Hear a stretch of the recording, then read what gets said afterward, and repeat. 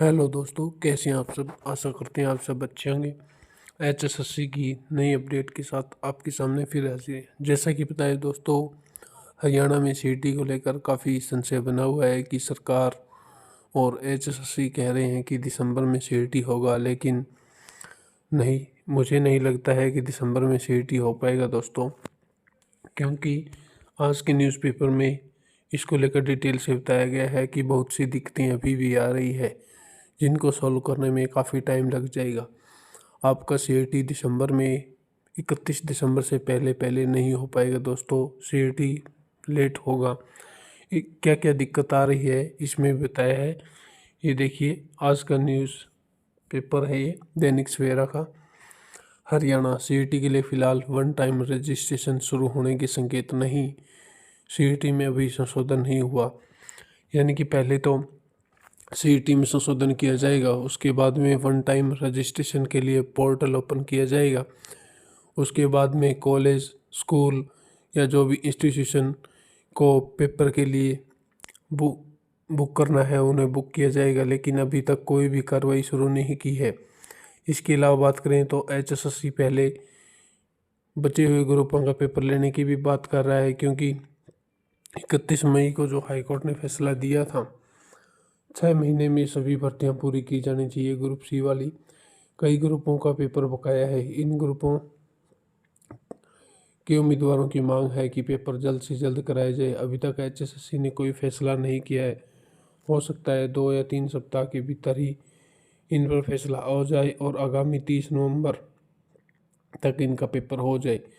Group D के उम्मीदवार मांग कर रहे हैं कि जो चयनित उम्मीदवार ग्रुप डी छोड़कर ग्रुप सी में ज्वाइन कर चुके हैं, उनके जाने के बाद में रिक्त हुए पदों के लिए ग्रुप डी की जो सूची है, यानी कि जो वेटिंग लिस्ट है, वो भी जारी की जाए। और जो क्लर्कों की मांग है कि विभागों का दोबारा से सही से बंटवारा किया जाए, पोर्टल पर विकल्प मांगे जाए। एचएसएससी ने क्लर्क पर 6000 पदों के लिए जो चयन सूची, यानी कि इनका भी लफड़ा अलग ही चल रहा है। क्लर्क वाले में भी दिक्कत आ रही है, जो बच्चे हुए ग्रुपों के पेपर लेने हैं। इसके अलावा बात करें तो यहाँ पर देखिए, मुख्य 5 पॉइंट बताए हैं जहाँ पर सीईटी लागू करने में दिक्कतें आ रही है। 1 नंबर पॉइंट यह है कि अभी तक एक ही सीईटी हुआ है, जिसमें 4 गुना शॉर्ट लिस्ट करने का प्रावधान था। अब दूसरा सीईटी होगा। पहले वाले सीईटी और दूसरे वाले सीईटी के स्कोर के अनुसार शॉर्ट लिस्ट करने में दिक्कत आएगी। इसका एक कारण यह भी है कि BCA BCB की क्रीमी लेयर की सीमा बढ़ाई गई है।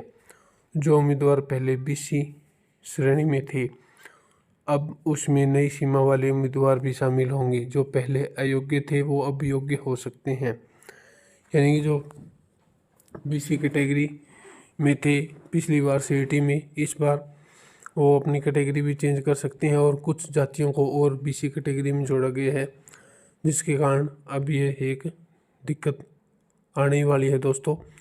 स्कोर बढ़ेगा तो स्कोर को कैसे पुराने स्कोर से अपडेट करने में भी दिक्कत आएगी। और ऐसी कैटेगरी की बात करें तो अनुसूचित जाति को भी प्रदेश सरकार ने 2 वर्गों में बांट दिया है।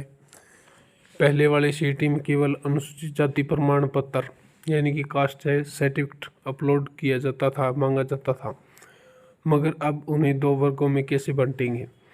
वन टाइम रजिस्ट्रेशन में भी है प्रावधान नहीं है, क्योंकि रजिस्ट्रेशन में सिर्फ कैटेगरी पूछी जाती है, जाति नहीं। और 4 गुना और 10 गुना या 12 गुना या इससे ज़्यादा शॉर्ट लिस्ट करने के तरीके पर भी संशय बना हुआ है। क्या शॉर्ट लिस्ट में कुल पदों की संख्या के अनुसार शॉर्ट लिस्ट किया जाएगा या कैटेगरी अनुसार या पोस्ट अनुसार।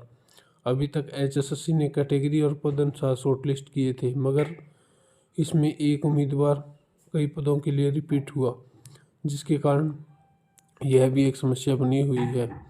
आरक्षण में शॉर्टलिस्ट के समय दिए जाना चाहिए या आखिर चयन के समय। इस बार तो आयोग ने शॉर्टलिस्ट के समय ही आरक्षण दे दिया, मगर हाईकोर्ट ने HPSC केस में एक बेंच में इसे गलत बताया। इसलिए सीईटी में संशोधन करते समय इसका भी ध्यान रखना पड़ेगा और सीईटी क्वालिफाई होना चाहिए। इसको लेकर भी उम्मीदवार बार बार मांग उठा रहे हैं। तो जो दोस्त तैयारी कर रहे हैं सीईटी की, वो तैयारी करते रहें। आपका सीईटी होगा ज़रूर, लेकिन 2024 में नहीं 2025 में कंडक्ट करवाया जाएगा, क्योंकि अभी तक इसमें संशोधन भी नहीं हुआ है, इसमें भी टाइम लग जाएगा। और इसके बाद में तो स्कूल कॉलेज और जो नोटिफिकेशन है वन टाइम रजिस्ट्रेशन के लिए पोर्टल भी ओपन होगा, इसलिए दोस्तों टाइम काफ़ी लगने वाला है। दिसंबर में सीईटी ना होने के आसार दिखाई दे रहे हैं, क्योंकि सरकार जो पहले और आयोग इलेक्शन से पहले जिस मूड में थी, आंसर की जल्द ही जारी करना, पेपर के जल्द शेड्यूल जारी करना, अब उसमें ढिलाई बढ़ चुकी है, क्योंकि उन्हें पता है अब 5 साल के लिए उनकी सरकार बन चुकी है। तो जल्दबाजी करने की कोई बात नहीं है, इसलिए सरकार भी अब ढिलाई बढ़ चुकी है। तो जो दोस्त तैयारी कर रहे हैं वो तैयारी करते रहे, उनके लिए काफ़ी अच्छा टाइम है, क्योंकि वे ना सोचें कि जल्द सीईटी होगा तो उनके अच्छे नंबर आ जाएंगे। आपको जितना अधिक टाइम मिलेगा उतना ही आपका फ़ायदा है दोस्तों। तैयारी करते रहें, मिलते हैं आगे नई अपडेट के साथ। जय हिंद, जय भारत।